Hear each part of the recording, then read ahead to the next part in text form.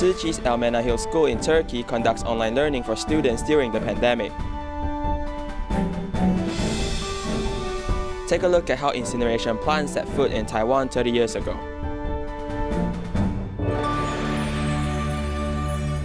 Selamat datang ke DaAi Headlines, saya Simon Gan. Terima kasih menyertai sesi berita kita. In Turkey, the Ministry of Education announced that it will not only allow students to return to school until September 21st. Tzu Chi's Menahil school in Turkey purchased related network equipment to conduct online learning for students.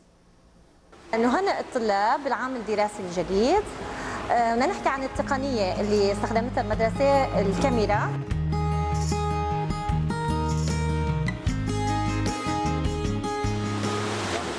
In Turkey, at our Menahil school, on the first school day under the epidemic,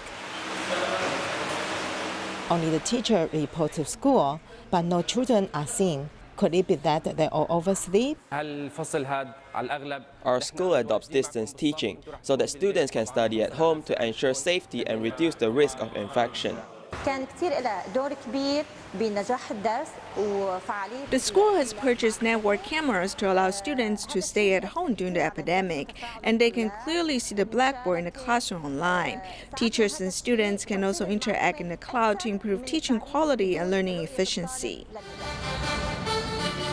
Through the internet, teachers and students can take up activities, math class, language class, also do question and answer together online. These efforts are all to make children feel like they are in the classroom. Although it is not yet possible to be truly face-to-face, this is one of the choices under the epidemic.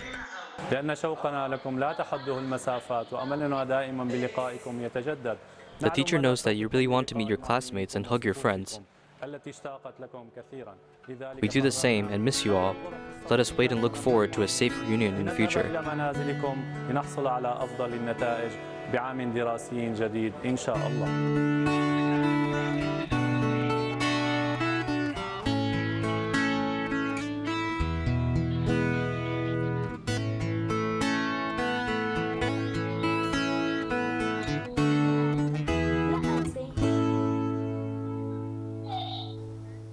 In Guangdong's Dongguan city, the Thai family living in Humen Town has 2 children who suffers from muscular dystrophy. Due to the pandemic, the elder son lost his mobility and now relies on his mother to carry him around. Recently, during a visit, volunteers invited the mother and son to do recycling, providing another method of physiotherapy. Sitting next to Tzu Chi volunteers is Thai family's elder son. Although he looks thin, he still looks normal as compared to the ordinary person. But his mother's action made the visiting volunteers surprised.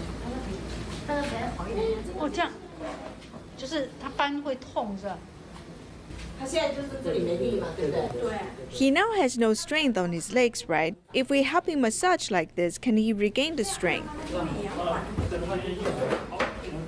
Volunteers found out that not only the elder brother has muscular dystrophy, the younger one also suffers from this. Last year around October, when volunteers made their first visit, the older brother could stand, but visiting him again during the pandemic, volunteers witnessed a worsening situation. Press here. If he is in pain, we use our hand to stretch it out. We start pressuring from here to all the way up there. The disease that the 2 brothers suffers from have left the Thai family in despair. Volunteers are here to teach them proper massage techniques while telling the parents everything should be fine. You as parents are the role model for your children. You must stay positive like sunshine. Then your body will be in good condition or else you will be exhausted. Volunteers' visit have removed the gloomy clouds that have haunted his family. Under proper guidance, the children now express words of thanks to their father.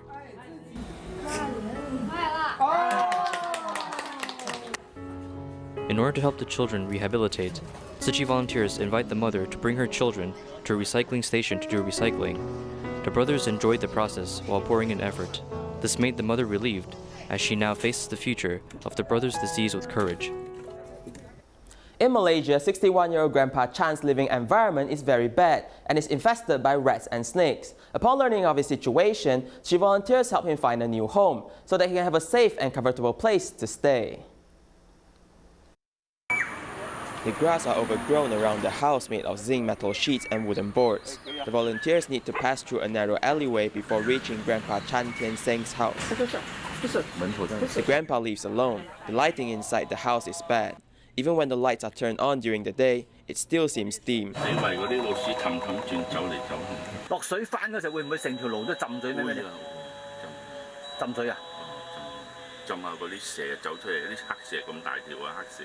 嗱呢個下邊鬆啦，呢啲板嚟㗎，呢啲咁嘅板，呢啲咁嘅板嚟嘅，下邊通啊，有啲蛇喺下。61-year-old Grandpa Chan used to work in the funerary service when he was young. He had health issues in his later days, which caused him to lose his job. Life has been hard ever since. He's not a person who is unwilling to work. He has tried many times to find a job, but because he has cardiovascular diseases, many are afraid to employ him. Volunteers were heartbroken to see the grandpa living in such a bad environment. They found a new home for him and even repainted the house before moving him in. These fluorescence lights are too old. I have changed 2 new lights for him.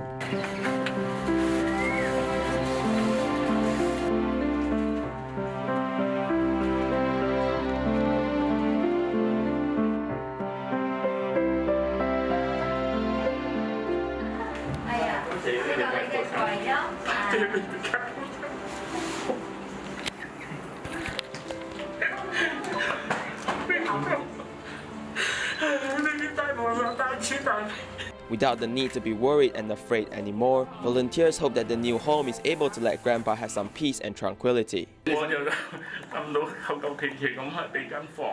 I thought there would only be a room and a floor mat, and I would need to sleep on the floor. I never thought it would be so comfortable. Here's the kitchen. Inside here is where you can cook. We will bring a stove for you soon. If you wish to cook something to eat, you can do it here. To be able to find a job and live independently has been Grandpa Chan's biggest wish. Volunteers will accompany him, assisting him to seek medical treatment, hoping to make his wish come true. There's a rumor on the internet saying that only obese people will contract cardiovascular diseases. Is that really true? Follow a report as we learn more. Obesity is the root cause of many diseases, as it increases the burden on our heart, increasing the risk of a heart failure. There's a rumor on the internet indicating only obese people will have cardiovascular diseases. Is that really true? 不要吃得太壮、太肥胖了。因为不运动的人就是心脏会有问题。High blood pressure, high cholesterol, diabetes, smoking or inherited diseases. People who are obese actually have a higher risk of contracting cardiovascular disease compared to normal people, but it doesn't mean that if you're not obese, you will not contract this disease. Even a person is slim, there's still the risk of high cholesterol, which must not be neglected. For those who have a high risk of contracting cardiovascular diseases, controlling the blood pressure, blood glucose and cholesterol level is a must. Quit smoking and have a balanced diet will also reduce the risk of cardiovascular diseases. Those who are in the high-risk group must be more attentive towards their daily life. If you feel tightness in the chest, it might be a sign of cardiovascular stenosis, so you might need to head to the cardiology department for further inspection. Doctors also suggested that besides being aware of the body mass index, measuring the waist circumference is also very important. The ideal waist circumference for men is below 90 centimeters and for women is below 80 centimeters. Only by maintaining a healthy body shape, only can we be free of the risk of obesity. 29 years ago, the first incineration plant set foot on Taiwan, starting out the era of incineration. As the incineration plants are over 20 years now, they face a challenge of potential change or machinery upgrades. Follow a report as we learn more about the history of incineration plants in Taiwan. Near the riverside, trash is visible anywhere. Dead pigs and ducks were thrown into the river randomly. This is Taiwan 30 years ago. At that time, Taiwan don't have a single incineration plant, and we don't have a qualified landfill. Now you think, where has the trash been? People love to put trash near the riverside. Do you know why? It's because when the typhoon comes, the trash will be swept into the river, and the empty space is available again. Those years, the garbage mountain formed like this in Neihu near the Jilong River. At that time, the economy took off and populations greatly increased. This moment of time witnessed an exponential increase in consuming goods, but the methods on dealing with trash failed to follow up. The fire went on for 2 weeks, causing inconvenience to people living in Nangang and Neihu districts. At that time, we call it the time of environmental caution. There are a lot of problems back then. So he kept on talking to the government, wanting change. But we still can't deal with the issue. 30 years ago, the environmental awareness in Taiwan was weak, and change was dealt by burying at landfills. Until the Neihu refuse incineration plant was built, the era of relying on incineration opened, and subbing to that method is the original landfill method. This is because trash in Taipei have nowhere to go. People are forced to choose a fast method in order to reduce space consumption, which requires technology to cut down quantity. Following the building of the Neihu refuse incineration plant, both Muzha and Beitou districts have their residents asking to eliminate trash, therefore building an incineration plant there to solve their problems. But the people at the time do not understand eco-friendliness as they continue to build incineration plants under protesting pressure. Taiwan at that time doesn't have a second path. The land is limited with high population density. If you don't choose incineration, where does the trash go? So incineration is the best method for reducing trash. The incineration plants definitely have emissions of chemicals, which may cause little pollution. Like vehicles, exhaust emissions can pollute the environment, but the level of pollution is not large enough to impact the entire ecosystem. As of now, Taiwan has 26 incineration plants. In terms of density, the country ranks high globally. Besides the 2 inactive plants in Taichung and Yunlin, the other 24 incineration plants are under operation. But the location is not ideal, and trash issue appears every year. Actually, the incineration plants we have here presents a problem. The design to take in trash is lower than the actual trash intake. The extra trash, however, is not spread out properly. Incineration plants have taken over half in Taipei, New Taipei City, and Kaohsiung. On the issue of dealing with energy, the plants mentioned take over 60%. Incineration plants are placed in 14 counties and cities, but in Lianjiang, Jinmen, Penghu, Hsinchu, Nantou, and Hualien, incineration plants are nowhere to be seen. Originally, Nantou County had planned the building of an incineration plant. Hualien did so too, but when the act of recycling started, the entire nation corresponded well. Trash before grew about 3 to 5% a year, but these numbers are going down. Due to this, the central government realized and said that there is no longer a need for building of incineration plants. But the remaining incineration plants are old, and the trash produced nowadays have different quality and form, different from the trash it dealt with 30 years ago. Old machines dealing with new generation trash has proven to be a tough task.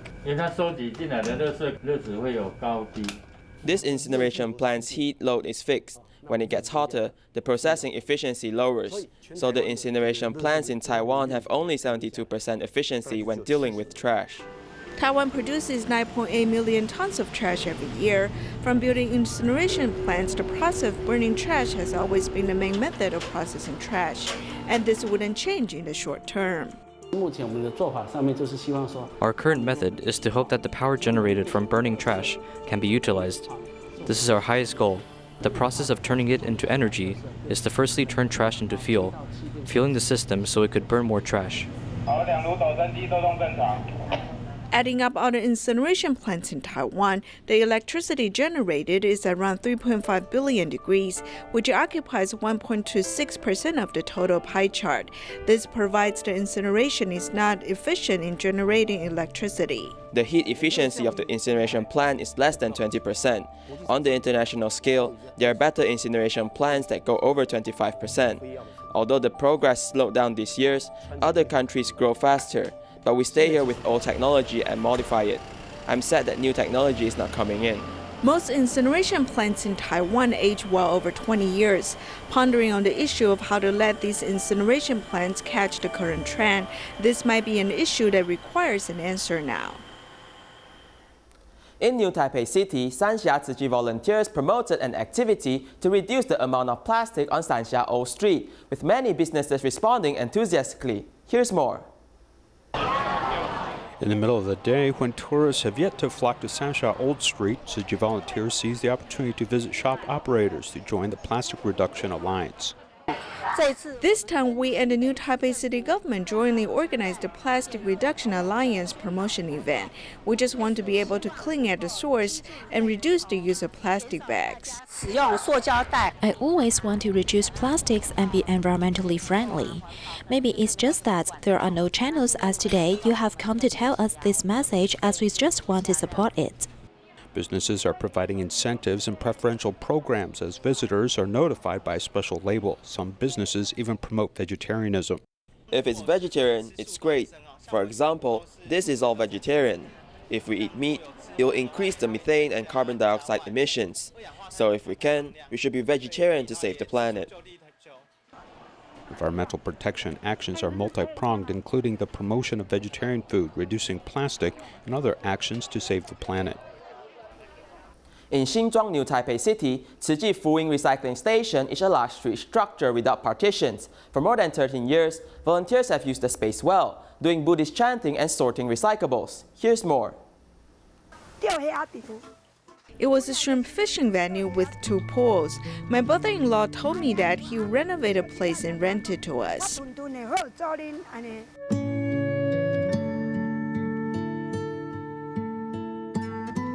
The shrimp fishing venue is a place of killing. We turned it into a cultivation ground where people can accumulate blessings.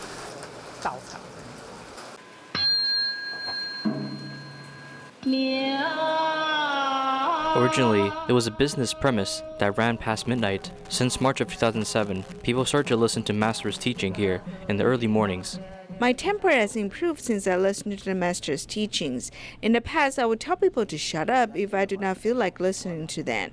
Now I won't do that. Not obtaining what you want is like a great suffering. Every day, the Master reminds us this. After listening to her teachings, we will understand the law of cause and effect. An idle man has no pleasure. A busy person does not dispute.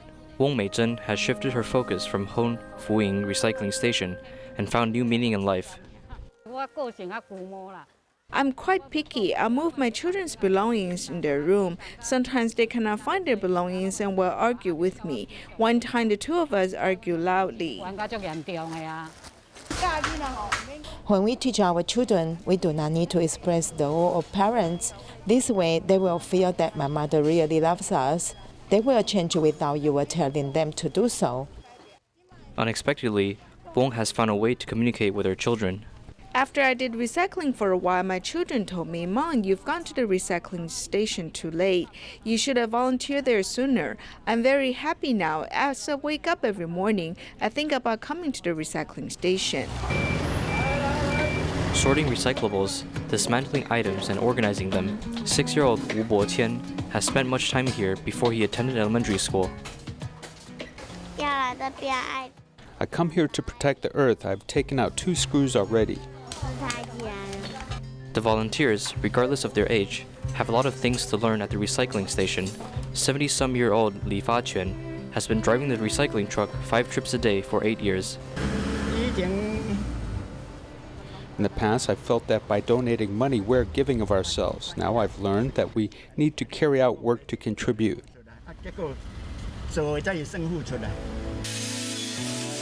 At 3:30 in the morning, Pan Jianjun and other volunteers came to start a day of volunteer work at Fuying Recycling Station.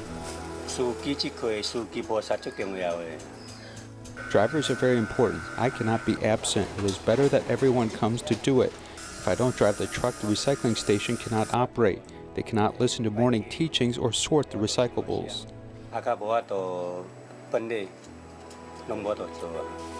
A shrimp fishing venue has turned into a cultivation ground. Fuying Recycling Station has allowed volunteers to contribute to society from early morning till sunset.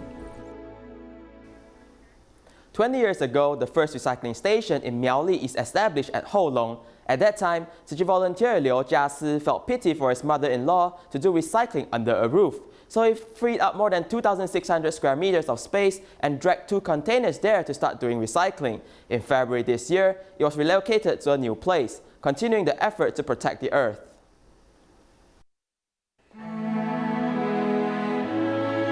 The 2 container houses next to the provincial highway number 1 are the starting point of the Humen recycling station. At the time when the 9/21 earthquake happened, I went to apply for the container houses. I dragged them back by myself. At that time, there were a lot of people doing recycling here, so I covered it with iron sheets. 20 years ago, Liu Jiasi felt pity for his mother-in-law to do recycling under the roof of her house, so he freed up over 2,600 square meters space and bought 2 container houses and installed iron streets on the side, making the first recycling station in Humen. In recent years, Liu Jiasi is in poor health. The recycling station is temporarily shut down, and the new recycling station is located 1 kilometer away. The new location is only about 230 square meters, yet it was overgrown with weeds, and there were only 3 abandoned houses. There are a lot of things inside, a lot of waste. We move all the things out, and this material was brought from the old recycling station. We try to save as much money as possible.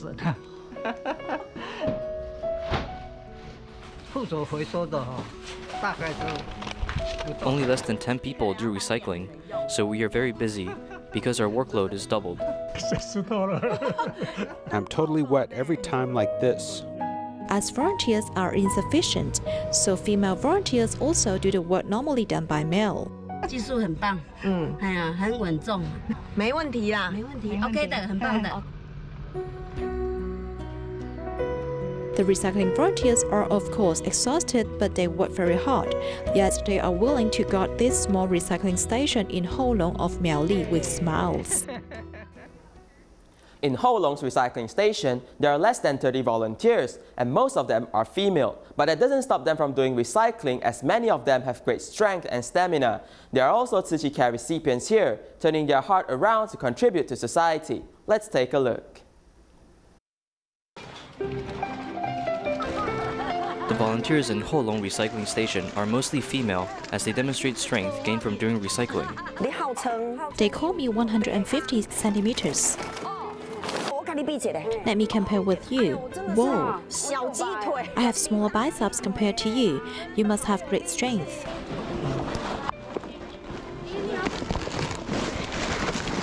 I press on this hard so it won't get loose. If I press on it becomes sturdy, I invented this. Originally, these items won't fit, but after pressing on it, it can fit into the same bed. Also looking at this volunteer, she had 3 surgeries at her abdomen last year in October, using thigh muscles in replacement of her surgical needs, as she is never absent from recycling. I don't want her to be tired. She had a surgery which cuts 20 centimeters in her. It's very hard to see her like this. Doing more recycling for our earth is good, and it's also good for our environment. The seemingly little volunteer, Chen Biye, wears a hearing aid. She was once a Tzu Chi care recipient, but now she is a giver. When I have the chance, I give back to society and help others in need. Once I saw her say appreciative words to us, I really think that she is a changed person. This is why when volunteers says recycling brings no worries, they are correct. The phrase is filled with wisdom as they continue to contribute to our environment.